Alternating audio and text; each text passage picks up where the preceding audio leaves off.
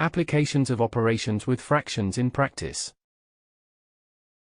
There are numerous applications in practice of operations with fractions. Let's consider a couple of them. Example 1. Jennifer had $600 in her wallet before entering a trade center. She spent 2/5 of her money on buying clothes and then she spent 3/4 of the remaining money on buying a mobile phone. How much did she spend for each purchase? How much money did she have left over at the end of shopping? Solution 1. 2/5 of 600 means 2/5 multiplied by 600. Thus, the amount of money Jennifer spent for buying clothes is the following. The remaining money at this point is as shown on screen. Jennifer spent 3/4 of this amount on buying a mobile phone, i.e. she spent the following shown on screen. By the end of shopping, Jennifer still has the following money left over.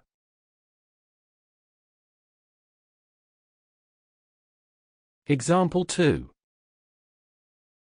An employee completed a project in 3 days where in the first day she completed 5/14 of the project, while in the second day she completed 4/7 of it. What part of the project did the employee complete in the third and last day? Solution 2. First, let's calculate what part of the project the employee completed in the first 2 days.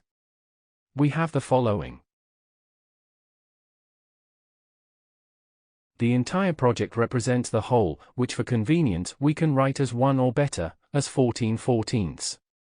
Hence, in the third day the employee completed the remaining 14th of the project. That is all for lesson 3.4.9, and the end of tutorial 3.4.